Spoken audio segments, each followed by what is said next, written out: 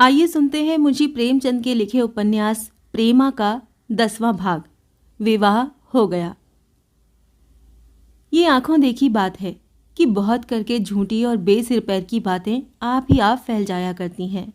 तो भला जिस बात में सच्चाई नाम मात्र भी मिली हो, उसको फैलते कितनी देर लगती है। चारों ओर यही चर्चा थी कि अमृत राय उस विधवा ब्राह्मणी के घर बहुत आया जाया करता है। सारे शहर के लोग कस्में खाने पर उद्यत थे कि इन दोनों में कुछ साठ-गांठ जरूर है।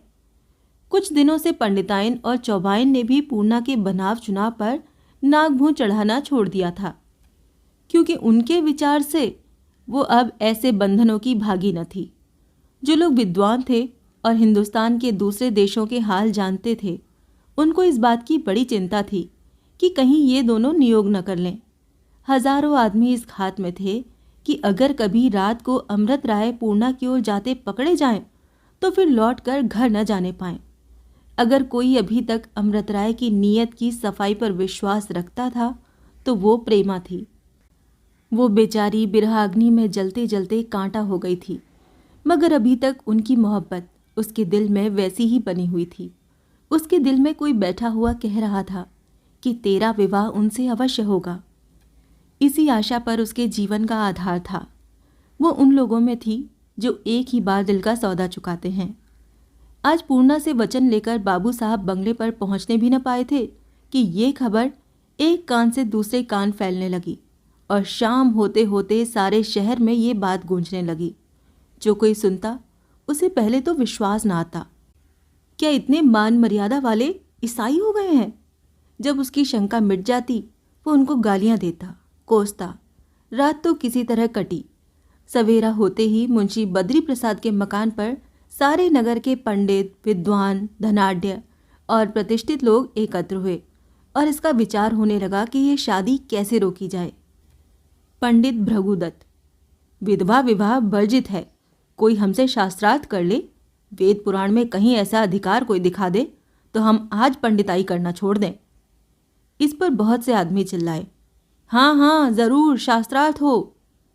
शास्त्रार्थ का नाम सुनते ही इधर उधर से सैकड़ों पंडित विद्यार्थी बगलों में पोथियां दबाए, सिर घुटाए, अंगोछा कंधे पर रखे, मुंह में तंबाकू भरे इकट्ठे हो गए और झकझक होने लगी कि जरूर शास्त्रार्थ हो। पहले ये श्लोक पूछा जाए, उसका ये उत्तर दें, तो फिर ये प्रश्न किया जाए। अगर उत्तर देने में वो लोग साहित्य या व्याकरण में जरा भी चूके तो जीत हमारे साथ हो जाए। सैकड़ों कठमुल्ले गंवार भी इसी मंडली में मिलकर कोलाहल मचा रहे थे। मुंशी बद्री प्रसाद ने जब इनको शास्त्रार्थ करने पर उतारू देखा तो बोले, किससे करोगे शास्त्रार्थ? मान लो वो शास्त्रार्थ ना करे तब?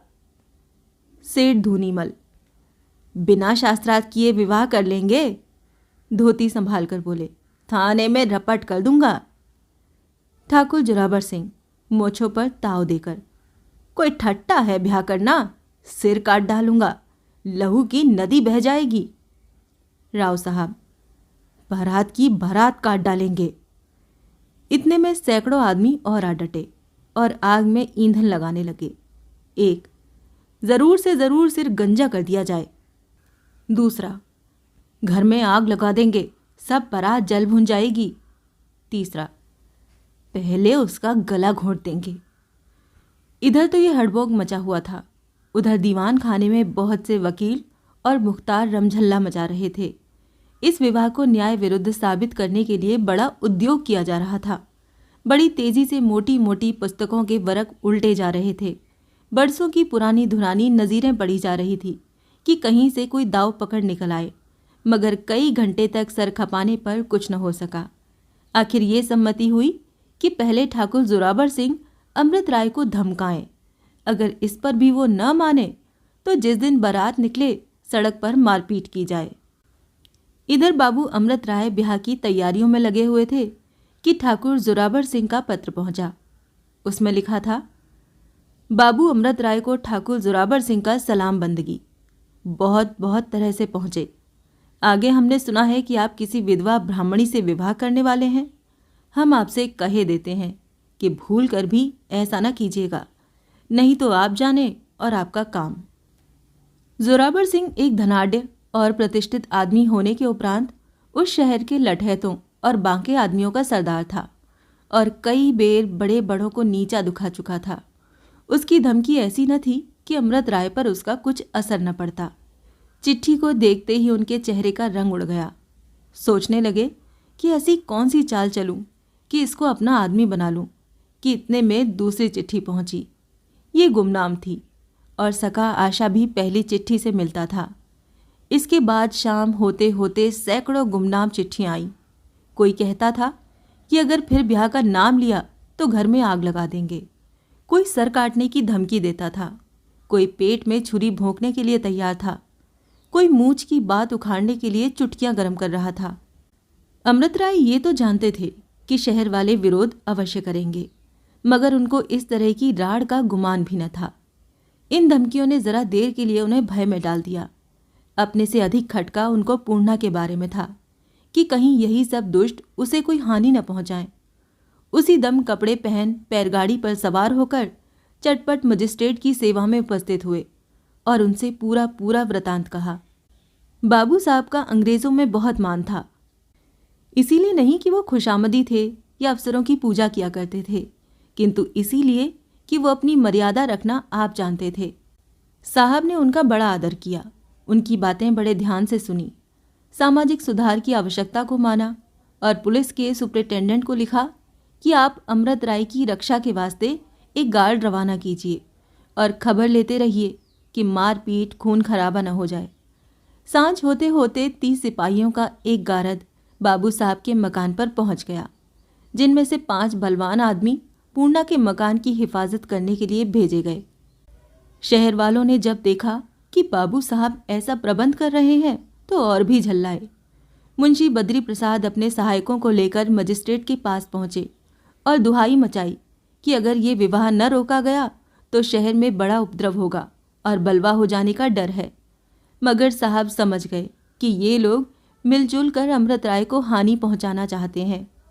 मुंशी जी से कहा कि सरकार किसी आदमी के शादी विवाह में विघ्न डालना नियम के विरुद्ध है, जब तक कि उस काम से किसी दूसरे मनुष्य को कोई दुख न हो। ये टका सा जवाब पाकर मुंशी जी बहुत लज्जित हुए। वहां से जल भुनकर मकान पर आए और अपने सहायकों के साथ बैठकर फैसला किया कि ज्यों ही बारात निकले उसी दम 50 आदमी उस पर टूट पड़े। पुलिस वालों की भी खबर लें और अमृत राय की भी हड्डी पसली तोड़ कर धर दें। बाबू अमृत राय के लिए ये समय बहुत नाजुक था, मगर वो देश का हितैषी तन मन धन से सुधार के काम में लगा हुआ था।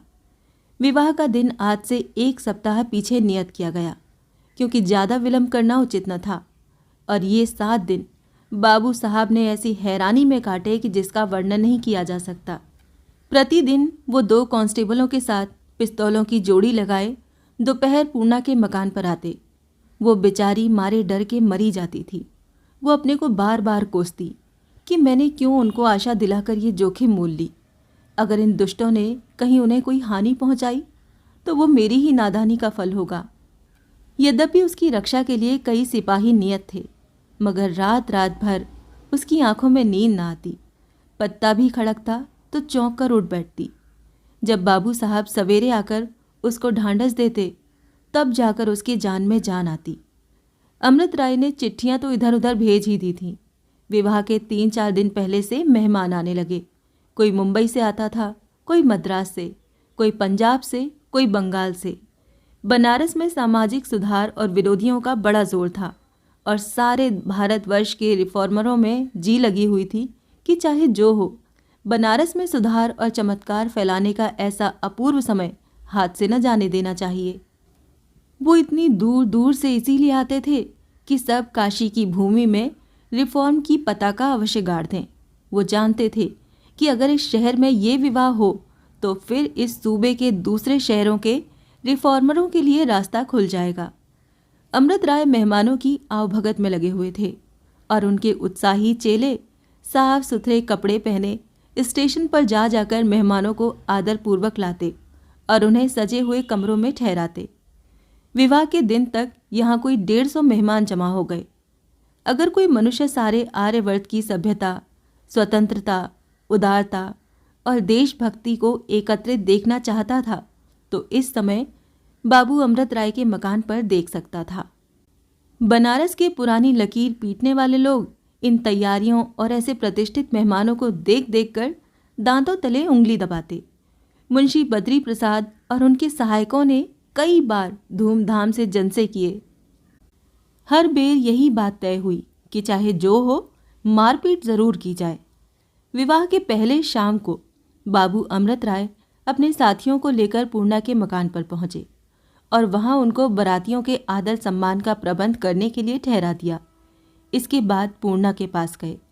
इनको देखते ही उसकी आंखों में आंसू भर आए। अमृत राय गले से लगाकर बोले, प्यारी पूर्णा, डरो मत। ईश्वर चाहेगा तो बैरी हमारा बाल भी बांका न करा सके। कल जो बारात यहाँ आएगी वैसी आज तक इस शहर में किसी के दरवाजे पर ना आई होगी। पूर्णा, मगर मैं क्या करूं? मुझे तो मालूम होता है कि कल जरूर मारपीट होगी। चारों ओर से ये खबर सुन सुनकर मेरा जी आधा हो रहा है। इस वक्त भी मुंशी जी के यहाँ जाम लगा है। अमृत राय, प्यारी, तुम इन बातों को जरा भी ध्यान में न लाओ। मुंशी जी के यहाँ तो ऐसे जलसे महीनों से हो रहे हैं और सदा हुआ करेंगे। इसका क्या डर? दिल को मजबूत रखो। बस ये रात और बीच में है। कल प्यारी पूर्णा मेरे घर पर होगी। वो मेरे लिए कैसे आनंद का समय होगा। पूर्णा ये सुनकर अपना डर भूल गई। बाबू साहब को प्यार की निगाहों से देखा और जब चलने लगे तो उनके गले से लिपट कर बोली, तुमको मेरी कसम, इन दुष्टों से बचे रहना। अमृत राय ने उसे छाती से लगा लिया और समझा बुझाकर अपने मकान को रवाना हुए। पहर रात गए पूर्णा के मकान पर कई पंडित रेशमी बाना सजे गले में फूलों का हार डाले आए। विधि पूर्वक लक्ष्मी की पूजा करने लगे। पूर्णा 16 श्रृंगार किए बैठी हुई थी। चारों तरफ गैस की रोशनी से दिन के समान प्रकाश हो रहा था। कांस्टेबल दरवाजे पर टहल रहे थे। दरवाजे का मैदान साफ किया जा रहा था और शामियाना खड़ा किया जा रहा था। कुर्सियां लगाई जा रही थीं, फर्श बिछाया गया, गमले सजाए गए। सारी रात इन्हीं तैयारियों में कटी और सवेरा होते ही बारात अमृत राय के घर से चली। बारात क्या थी? सभ्यता और स्वाधीनता की चलती फिरती तस्वीर थी। न बाजे का धड़ धड़ पड़पड़, न बिगलों की धौं धौं पों पों, न पालकियों का झुरमुट, न सजे हुए घोड़ों की चिल्लपों, न मस्त हाथियों का रेल पेल, न सोटे बल्लम वालों की कतार, न फुलवाड़ी, न बगीचे, बल्कि भले मानुषों की एक मंडली थी जो धीरे धीरे कदम बढ़ाती चली जा रही थी। दोनों तरफ जंगी पुलिस के आदमी वर्दिया डांटे सोठे लिए खड़े थे। सड़क के इधर उधर झुंड के झुंड आदमी लंबी लंबी लाठियां लिए एकत्र थे और बारात की ओर देख देख दांत पीसते थे। मगर पुलिस का वो रौब था कि किसी को चूं करने का भी साहस नहीं होता था। बारातियों से 50 कदम की दूरी पर रिजर्व पुलिस के सवार हथियारों से लैस घोड़ों पर रान पटरी जमाए भाले चमकाते और घोड़ों को उछालते चले जाते थे।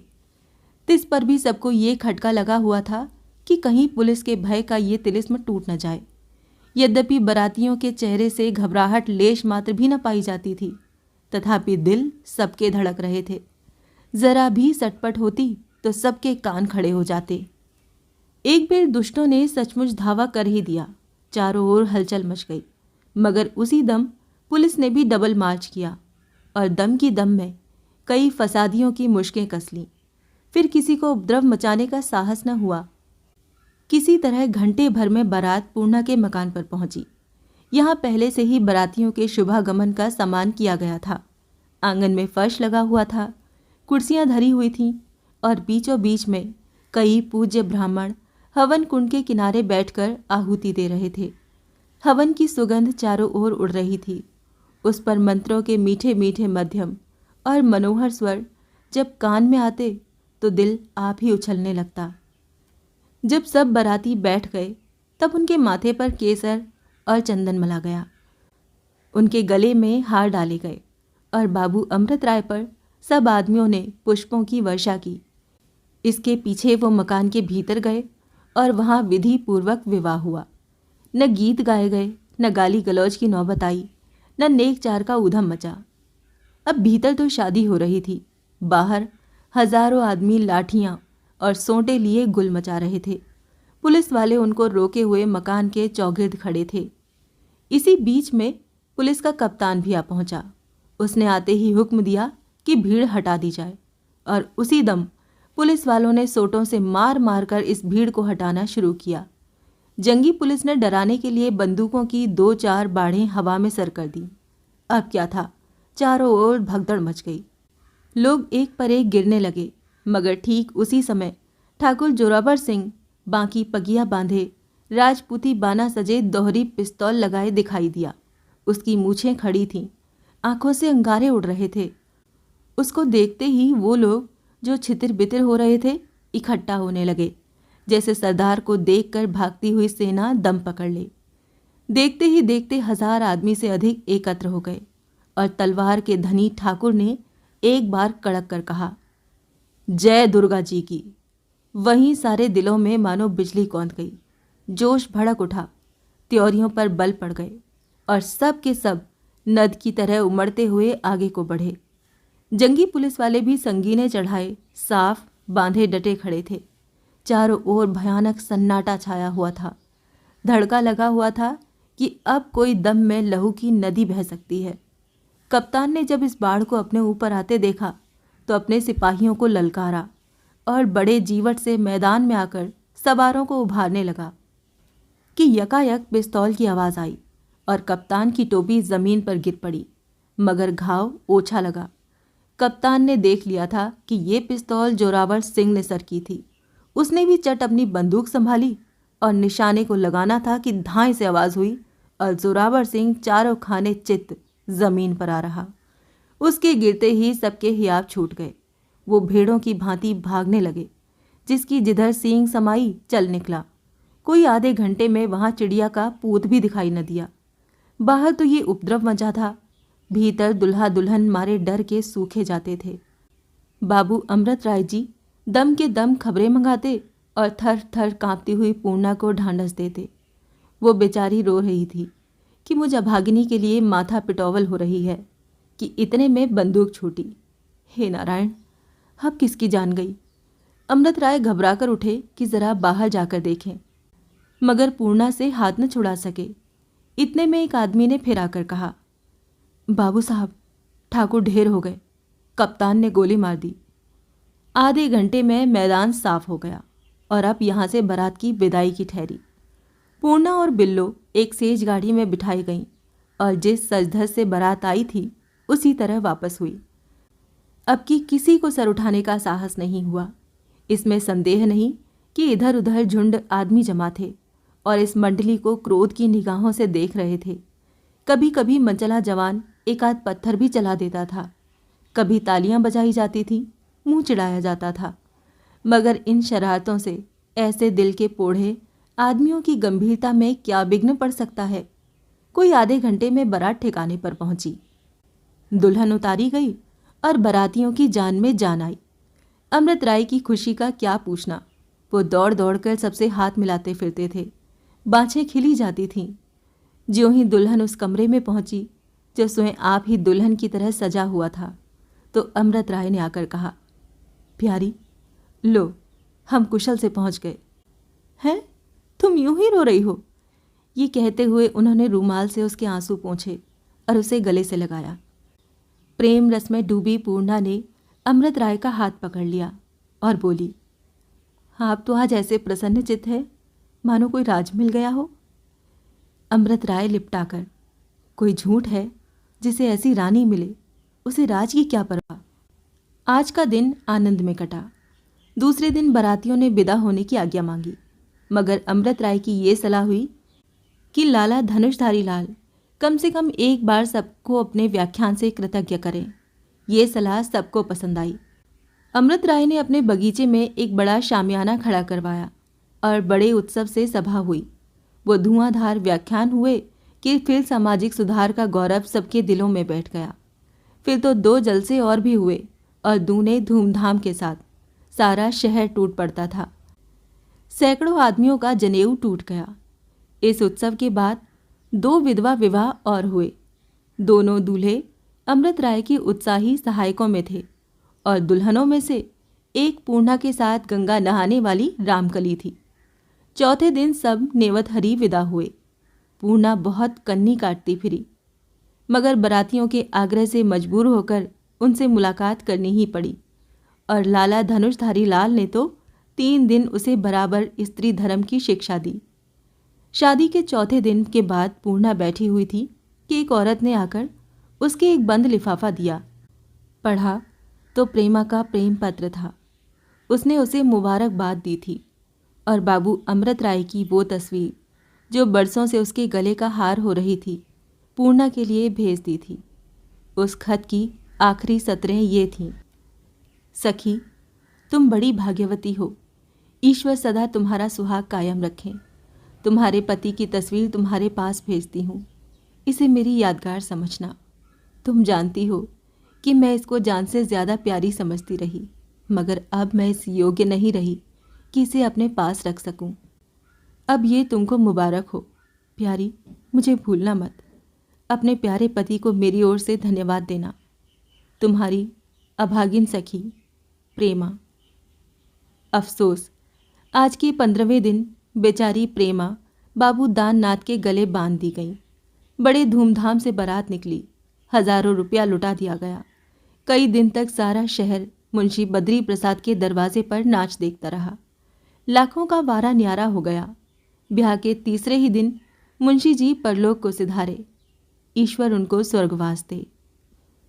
इससे आगे की कहानी जानने के लिए सुनिए प्रेमा का अगला भाग।